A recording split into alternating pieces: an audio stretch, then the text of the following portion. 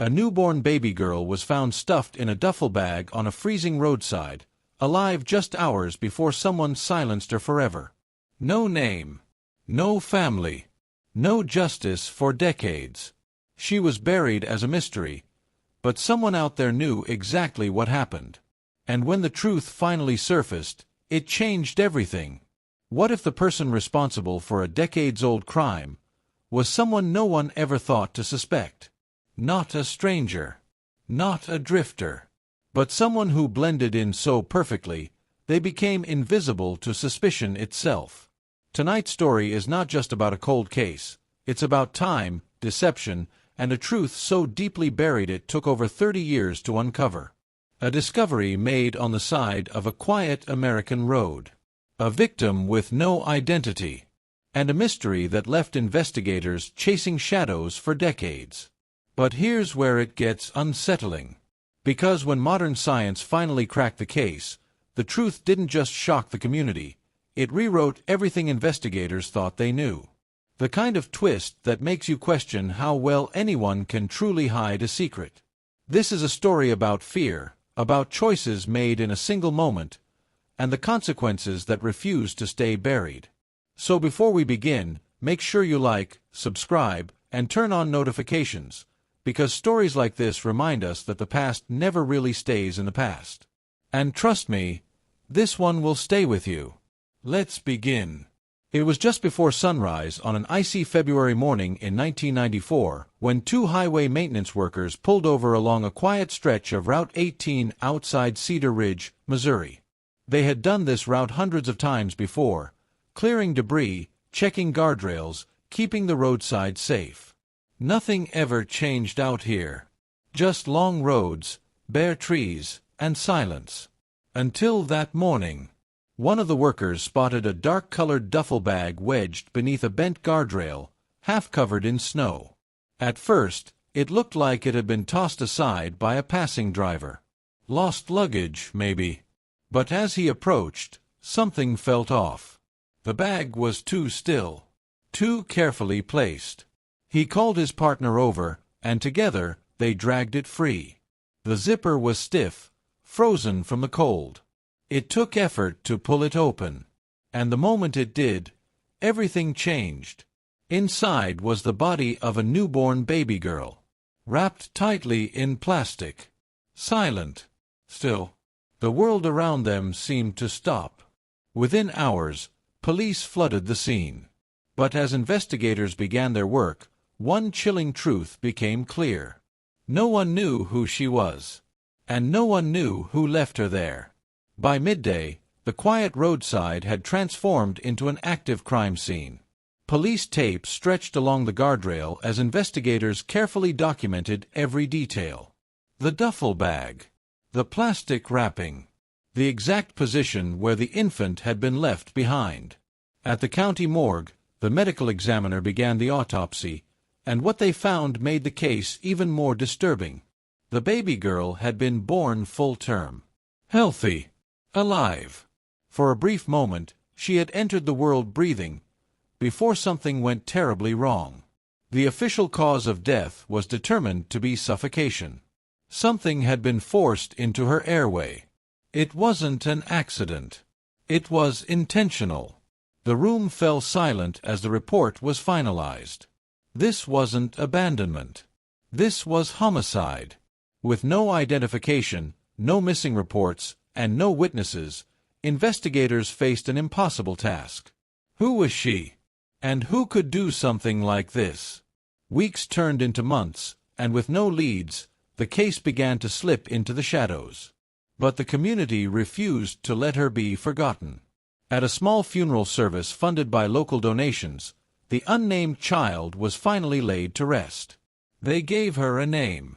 Lily Grace.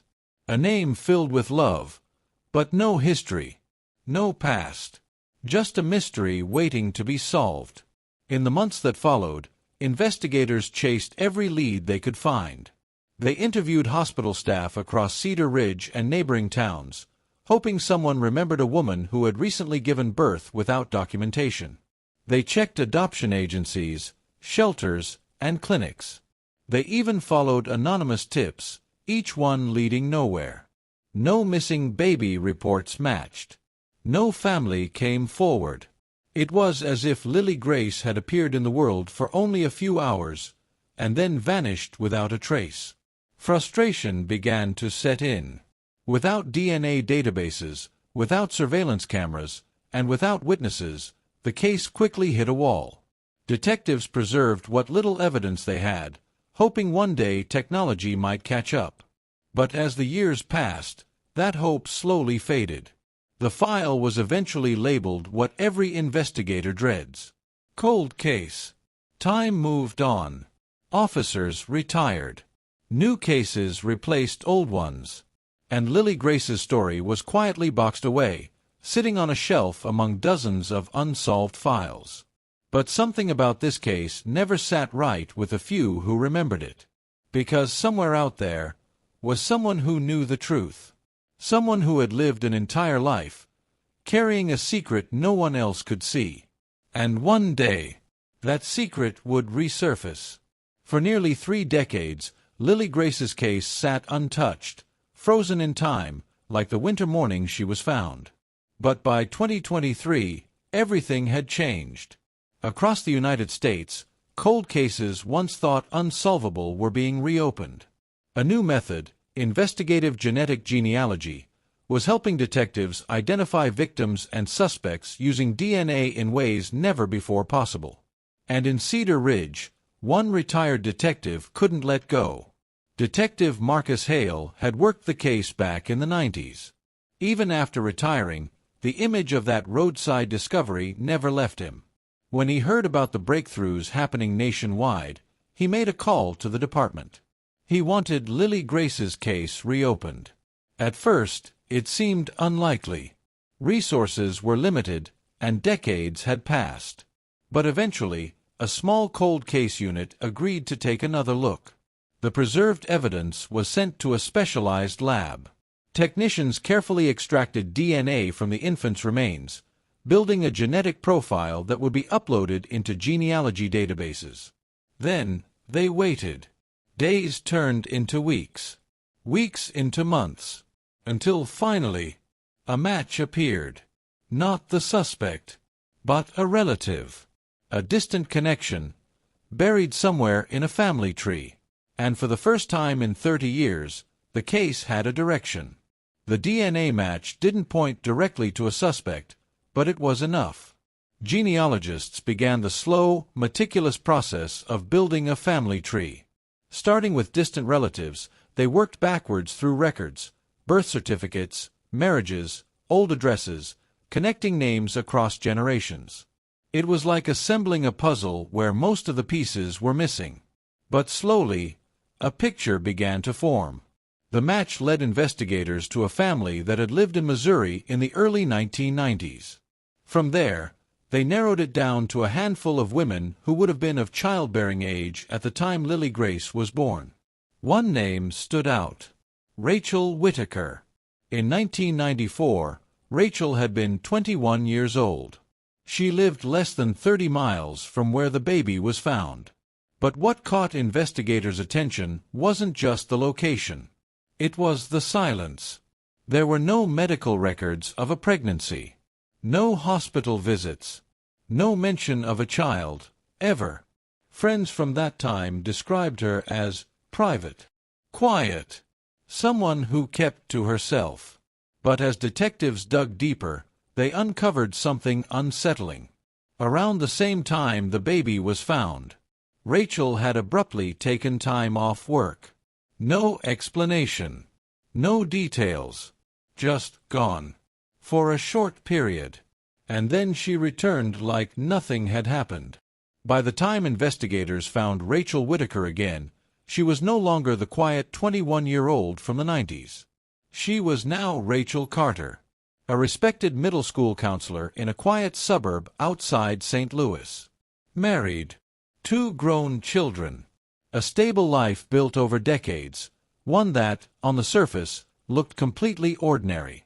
Neighbors described her as kind, compassionate, someone who helped struggling kids find their way. No one suspected anything. That's what made it so difficult. Detectives couldn't just accuse her. They needed proof, something undeniable. So they began watching. Quietly, carefully. They confirmed her past, her timeline, her connections. Everything seemed to align with the window of time when Lily Grace had been born. But they still needed DNA. Without it, they had nothing. So they waited. Days turned into weeks as investigators followed her routine. Morning coffee stops, grocery runs, evenings at home. And then, opportunity came. One afternoon, outside a small shopping plaza, Rachel stepped out of her car and lit a cigarette. She stood there for a moment, unaware she was being watched. When she finished, she dropped it to the ground and walked away. Moments later, detectives moved in. And just like that, they had what they needed. The cigarette was sent to the lab immediately. For investigators, this was the moment everything hinged on. Decades of silence, now resting on a single piece of discarded evidence. Days passed. Then the results came back. It was a match. Rachel Carter, formerly Rachel Whitaker, was the biological mother of Lily Grace. The room went still as the confirmation settled in. After more than 30 years, they finally knew who she was. But one question still remained. Why? Armed with the DNA results, detectives prepared to confront her. There would be no more speculation. No more waiting. They approached her on a quiet afternoon outside her home. At first, Rachel seemed confused, cautious. She agreed to speak with them, unaware of what they already knew. But once inside the interview room, everything changed. The detectives laid out the evidence carefully. The timeline, the DNA, the connection, and then silence. Rachel stared at the table, her hands trembling slightly. For a long moment, she said nothing. Then, finally, she spoke. "I didn't mean for it to happen like that." The words hung in the air. And just like that, the truth, buried for decades, began to unravel. Rachel's voice was barely above a whisper. At first, her words came slowly, hesitant, fragmented, like someone trying to remember something they had spent years trying to forget. She told detectives that back in 1994, she had hidden her pregnancy from everyone. Her family, her co-workers, even the man who was believed to be the father. No one knew, she said, staring down at her hands. She gave birth alone in a small bathroom inside her apartment late one night. No doctors, no help, just fear and panic. When the baby started crying, everything spiraled. "I didn't know what to do," she admitted. The crying wouldn't stop. The fear grew louder. And in that moment, she made a decision that would follow her for the rest of her life.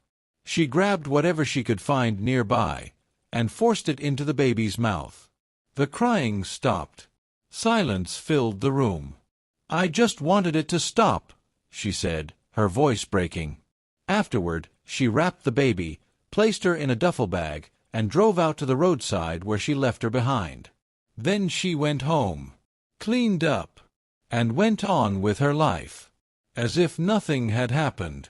For investigators, the confession should have been the end of the story. A tragic case, a panicked decision, a secret carried for decades. But something didn't sit right. Detective Hale couldn't shake it. There were gaps, details that didn't fully align. So they went back, reviewing old evidence, re-examining timelines, digging deeper into Rachel's past. And that's when they found it. A detail buried in old records. Rachel hadn't been alone that night. Phone logs, long forgotten, showed multiple calls made from her apartment in the hours after the birth. To one person. A name that hadn't come up before. Ethan Cole. When investigators tracked him down, he was reluctant at first. Nervous. Avoidant. But under pressure, his story began to crack. He admitted he had been there. Not for the birth, but after. Rachel had called him in a panic, crying, desperate. And when he arrived, the baby was still alive. Barely. That's when everything changed. Because according to Ethan, Rachel didn't act alone. And the final act, the one that ended the baby's life, wasn't hers.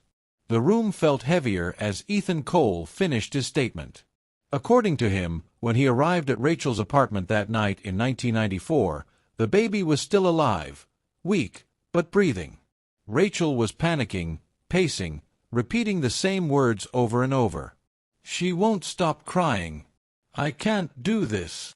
Ethan claimed he tried to calm her down. He said he told her they needed to call for help, that it wasn't too late. But Rachel refused. She was terrified of being exposed, of losing everything before her life had even begun. And then, in that moment of chaos, Ethan made a decision. He told investigators that he was the one who forced the material deeper into the baby's airway. I thought, if it stopped, everything would go away, he said. Silence filled the interrogation room. Two people. One secret. Both responsible. Decades later, the truth had finally surfaced, but it wasn't the simple confession anyone expected. It was darker. More complicated. Rachel Carter and Ethan Cole were both arrested and charged. For over 30 years, they had lived normal lives, hiding behind time and silence. But in the end, the past caught up, and Lily Grace finally got her justice. After more than 3 decades, the truth finally came to light, but not in the way anyone expected. Because this wasn't just a case about a forgotten victim, it was about a secret carefully hidden in plain sight. A life that was never given a chance, and a person who carried that truth quietly for years, building a normal life while the past waited patiently to catch up. And when it finally did, there was no running from it. What makes this case so haunting isn't just what happened, it's how long it stayed hidden. How someone could walk free for decades, blending into everyday life, while a single moment from the past held the weight of everything. It forces one uncomfortable question. How many more stories like this are still out there, waiting to be uncovered? If this story left you thinking, make sure you like, subscribe, and turn on notifications. Because on this channel, we dive deep into the cases that refuse to be forgotten. And if you have a theory about what really drives someone to hide a secret like this for so long, drop it in the comments. Because sometimes, the truth is darker than we ever imagine.